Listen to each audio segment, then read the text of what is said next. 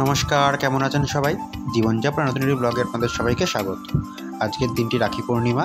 চলুন সব গোপালদেরকে রাখি পরিয়েছি, সেই দিয়েই কিন্তু আজকের দিনটা শুরু করি। আর এই দেখুন, ঝুলনের সময় রাধাকৃষ্ণকে নিচে সাজিয়েছিলাম, সেইগুলোই কিন্তু এখনও অবধি রয়েছে। আজকে রাখি এখনও তো থাকবেই, জন্মাষ্টমীর জন্য ডাকবো এরকম। এই দোলনাটাও বানিয়ে রাধাকৃষ্ণকে বসানো হয়েছে। ঝুলনের সময় দোলনায় বসানোর নিয়ম একটা আছে অনেকেরই, আমাদের বাড়িতেও সেই নিয়মটাই মানা হয়। সেইভাবে কিন্তু রাধাকৃষ্ণকে দোলনায় বসানো হয়েছে। পুজো টুজো সেরে সকালবেলা এবার কিন্তু যাব সব বোনেদের বাড়ি এক এক করে রাখি পড়তে। চলুন, সবার প্রথমে চলে যাচ্ছি কিন্তু আমার জেঠুর মেয়ের কাছে। আমার জেঠুর তো দুটো মেয়ে, মানে আমার দুটো বোন, বড় বোন আর ছোটো বোন। আপনারা অনেকেই দেখেছেন, ওর বিয়ের ব্লগও আপনারা সবাই দেখেছেন। এটা কিন্তু আমার ছোটো বোন। বড় বোনের বিয়ে হয়েছে রিসেন্ট, সেটা আপনারা জানেন।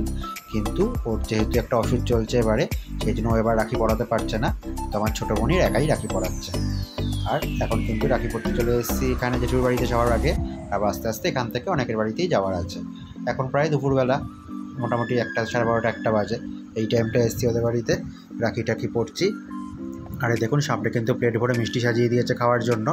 কিন্তু এখান থেকে একটুখানি মিষ্টি আমি ভেঙে খেয়েছি, বাকি কিন্তু এতটা মিষ্টি আমার পক্ষে খাওয়া সম্ভব না, সেই জন্য খাইনি। আর দেখুন, গিফটটা ওকেও দিয়ে দিলাম। আসলে গিফট কিনে দেওয়ার ইচ্ছা ছিল, কিন্তু এখন টাইমের অভাবে আর কিনে দিয়ে উঠতে পারলাম না। আর এখন দেখুন, চলে এসেছি এটা আমাদের পাড়াতে একটা দাদার বাড়িতে। সেখানেও কিন্তু আমার অনেকগুলো বোন আসে, এখানে এসে সব বোনেরা একসাথেই রাখি পড়ায়। যেহেতু আলাদা আলাদা করে সবার বাড়িতে যাওয়া সম্ভব নয়, সেই জন্য একসাথেই কিন্তু এখানে সবাই মিলে চলে আসা হয় এবং সবাই মিলে সবাইকে এখানে রাখি পড়ায়। আজকের এই দিনটা কিন্তু খুবই একটি ভালো এবং পবিত্র দিন। আজকে সব বোনেরা, দিদিরা কিন্তু তাদের ভাইদের দীর্ঘায়ু কামনা করে এবং সুস্থ জীবন কামনা করে তার ভাইদেরকে রাখি পড়ায়।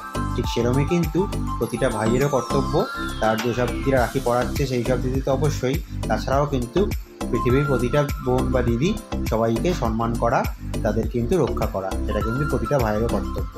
ইদানিংকালে যা সব আরম্ভ হয়েছে, সেই সব জায়গায় কিন্তু গিয়ে এইসব ধরনের রাখি উৎসব, ভাইফোঁটা এগুলো দেখলে কিন্তু সত্যিই মনটা খারাপ হয়ে যায়। যেখানে আমাদের প্রতিটা ভাইয়ের কর্তব্য দিদিদেরকে রক্ষা করা, সেটা কিন্তু রক্ষা না করে কোনো না কোনো ভাই কিন্তু তার কোনো না কোনো দিদির সর্বনাশ করছে। সেটা কিন্তু কখনোই আমরা কেউ সাপোর্ট করি না, বা সেটা কিন্তু কখনোই করা উচিত নয়। ব্যাস চলুন, হই হই করে কিন্তু এখানে এবেলার মতন রাখি পড়ানো কমপ্লিট। এখন চলে এসেছি লাঞ্চ করতে। একদম ঘরোয়া খাবার লাঞ্চে করা হয়েছে আজকে। ভাত, মুসুর ডাল সিদ্ধ, আলু বেগুন দিয়ে পাবদা মাছের ঝোল, এদিকে আছে নিম পাতা আলু সিদ্ধ দিয়ে মাখা, আর কলমি শাক। এই দিয়ে কিন্তু দাদার বাড়িতে লাঞ্চ করছি। আমাদের পাড়াতেই এখন একটা বোনের বাড়িতে চলে এসেছি রাখি পড়তে। আর এখানেই কিন্তু মিষ্টি ডগিটা রয়েছে, ও কিন্তু খুব কিউট বাচ্চা, আমাকে দেখে সমানে গৌ গৌ করে যাচ্ছে। আর দেখুন, এখানে কিন্তু বোন সাজিয়ে গুছিয়ে মিষ্টি দিয়ে দিয়েছে, আর এখন রাখি পাচ্ছে আমাকে। আমি এখানেও তাই বলছি যে এত মিষ্টি খাবো না, একটুখানি খাবো, বাকি নিয়ে গিয়ে 1 বছর ধরে খাবো টুকটুক করে রেখে মিষ্টিগুলো। রাখি পরানো কমপ্লিট। আপাতত একটা ক্যাডবেরি ওর জন্য নিয়ে এসেছি, এরপর আবার একটা গিফট ডিউ রইল ওর জন্য।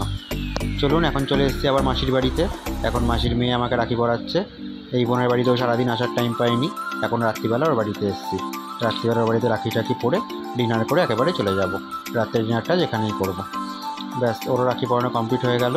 ও সে প্লেট ভরে মিষ্টি নিয়ে এসেছিলাম, না প্লেট ভরে মিষ্টি আমি খাবো না, এখান থেকে একটুখানি মিষ্টি আমায় ভেঙে দে, সেটুকু আমি খালি খাই। ব্যাস, রাখি পরানো কিন্তু কমপ্লিট। এবার চলুন বসে পড়বো ডিনার করতে। আর আজকে ডিনারে রয়েছে লুচি আর মাটন কষা। এই দিয়েই কিন্তু আজকে রাতে জম্পেস খাওয়া দাওয়াটা হয়ে যাবে। আর আজকের ব্লগটা তাহলে এই অবধিই রইল। দেখা হবে খুব শীঘ্রই নতুন একটি ব্লগে। ততক্ষণ সবাই ভালো থাকবেন, সুস্থ থাকবেন।